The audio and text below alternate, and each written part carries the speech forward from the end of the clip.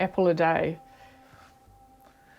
came about obviously over several months of whittling down food on how little I could eat each day.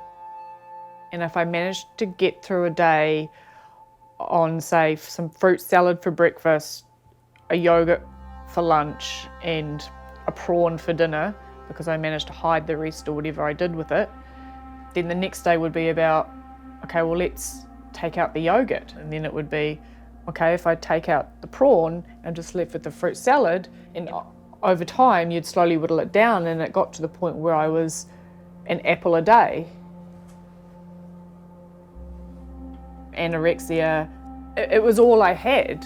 It was the one thing I could challenge. It's like, you've done it one apple, let's see if we can cut that down to a half. It's like, you've done a half Ironman, let's see if we can do a full.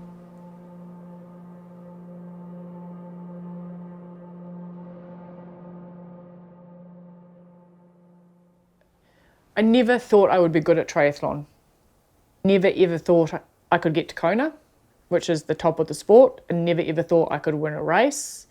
I thought that I was just loved it so much that I would just keep doing it. And then I remember getting my Kona spot, and it was just like, I'm not sure just what happened here, like how. Yeah, I mean, Nikki, from the first day we met, I thought it's obviously someone who's pretty determined, and she'll probably tell you otherwise, but I actually thought from an early stage in our association that she was going to be good. You know, it wasn't hard to put on a path and direct it to achieve a result. You know, once she knew that I actually can go fast, and I can go fast for a long time, it was like, all right, let's pick this race, let's target this event. People, yeah, I have people messaging me now, how do you get so fast at running? It's like, I actually don't know. It's just, you follow the plan, you tick the box, and don't run before you can walk. The sport does reward patience, because, like I said, I never went into a race going, this is the race I'm going to go to Kona, because you just can't. You know, I thought she was amazing even before I really knew her. But her hard work and dedication on the inside is yeah, it blows me away what she can put herself through, and that directly transfers into the results that she gets in, you know, Ironman and every event she puts her heart and soul into. She'll do an extra gym session, she'll do more stretching. You know, it's a hobby for me. I love Ironman, I love the training, but for her it's an absolute, you know, passion. So. We start a lot of training together, we don't always finish together. What we're throwing at her with sport doesn't even pale in comparison to what she's experienced in getting her life back to, back to a healthy state.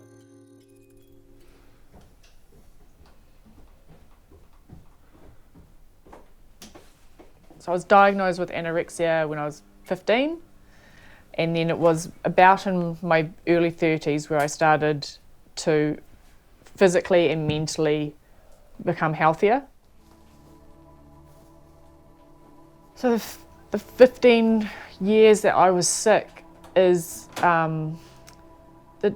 it's almost like you lose a bit of your memory. It's all quite blurry, but it's a sad, I remember it as a very sad time.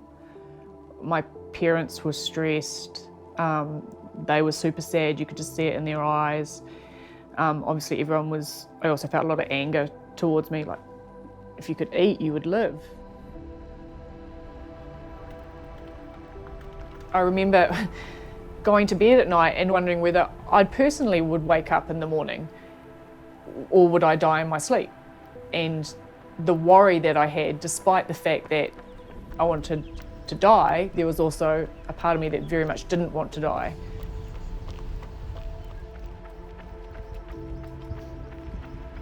The only way I can describe it is like having that negative monkey on your shoulder 24/7 telling you how horrible you are, how bad a person you are, how you don't live up to people's expectations.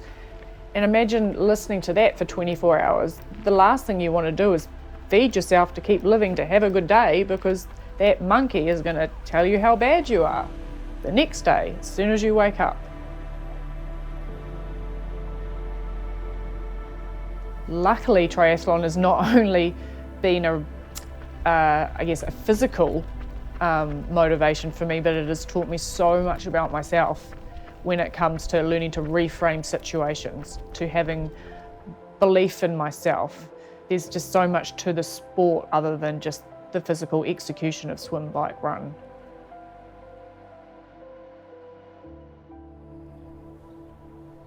What she's gone through to get through that phase of her life to where she is now is such a massive change that I don't think I need to go back and say, hey, 10, 15 years ago, look where you were. But I admire and I'm often in awe of where she was in some of those really difficult days and where she is now. When I saw her on the podium in Kona, and I thought, crikey, that's someone who's really made a massive change in life and come through some real struggles.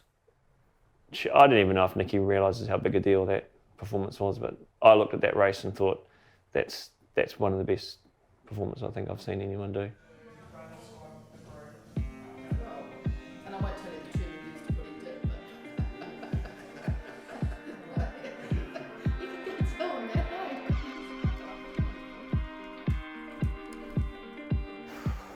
I didn't have a lot of friends in school. When I was in treatment, it was all sick people, and then you come out of treatment and into the real world and need to develop new relationships.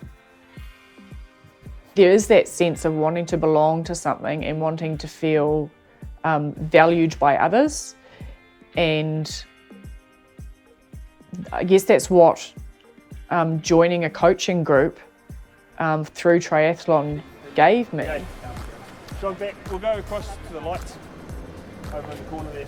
So yeah, when I started at the gym after going through treatment, and these group of people also went at the same time, and I would watch them for ages and then slowly started kind of edging my way physically more towards them, and then started asking questions. Hey, what are you doing? It looks really interesting. Oh, we're doing some exercises for our running. We do triathlon. And then I actually don't know how it progressed from there, but all I remember is next minute I was swimming with them, and then I was running with them, and then like I said, I really don't know how it progressed, but next minute I'm finding myself doing a race with them. The early days of triathlon wasn't necessarily the hardest because it was new and it was exciting. It was almost like you wore tiredness with a badge. Like, I am so tired from my Ironman training that I did this weekend. And people, oh, what did you do? And you're like, oh, you'll never guess. I was training with a group of guys, and they would wait for me at the top of the hill, and then they'll get on their bikes and I'd never get a rest and would keep going. And then the funny thing is now that my greatest achievement is I'm now getting to the top of the hills, having a cup of tea at the top while I wait for the boys to come up. The tables have turned, and now it's about how powerful I can be rather than how much I weigh.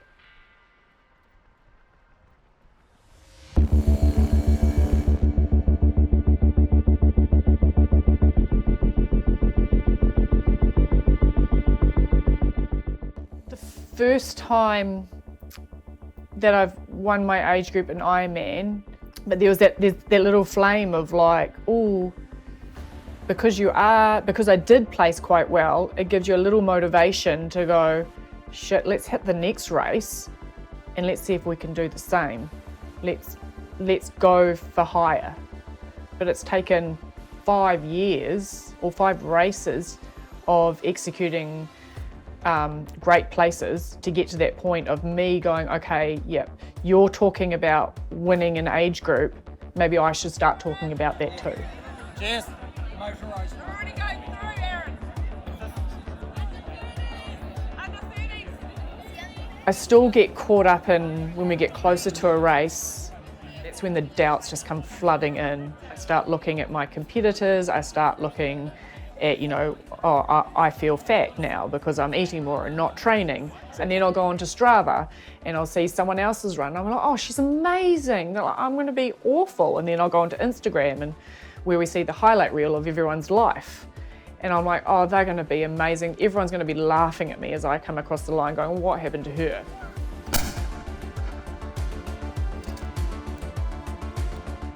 There are so many doubts, and I was just looking for evidence to feed those doubts, which is exactly the same as with an eating disorder. You're looking for evidence to show you're a bad person. So stop looking for it, because it's not going to lead you to a good place. The journey of recovery is learning other ways to deal with situations instead of hurting yourself. And that's why I guess I like the Ironman training so much, because it can be 6 hours on the bike, but at 6 hours I'm not thinking about how awful I may have been that week, or if it is, I often, by the end of that 6 hour bike ride, I've solved a lot of world problems, and my life is pretty sorted for the next week. I've sorted it all out within 6 hours. I don't often look back because it still feels a bit surreal that I was at that point and managed to get out of it, and there's no defining moment that I can go, that was it. That is what turned me to wanting to fight for more. There's nothing I can put my finger on it. It's time and perseverance, which I guess is very much like triathlon. You're never going to execute the perfect race. It's time and perseverance to want more. I get a sense of how far I've come from being as sick as I was only when I hit that red carpet in a race. And the reason for that is I was told when I was at my sickest that I would die, I would never walk again. And whenever I hit that red carpet, I think to myself, not only walking, running, winning. I was hungry enough to want better for myself when I was that sick, and now I'm hungry enough to want better for myself within triathlon. So I'll just keep being hungry, metaphorically. Interesting choice of words. Yeah, that was an odd choice of words, but that's what it feels great. like. Yeah, totally. The whole reason for doing this and speaking up about my journey is not necessarily about the anorexia or the journey. For me, it's about demonstrating to people, not just telling, but demonstrating to people that despite the odds, despite the negative voice you may hear either of yourself or that other people put on you, if you really want something and have that little spark inside you, that it's worth fighting for, and you can overcome odds, you can do something you didn't think was possible, and it's about doing what you need to do to be a better you. And for me, that is something I challenge every day. It's not just about the food I put on my plate, it's the way I interact with my partner, it's the way I talk to people at work when it's a challenging situation, it's the way I look at a training session now. But it's those things that I want to show people, that just keep fighting for something more, that you are worth something more than you probably think you are or other people tell you are. Just keep going, just find it.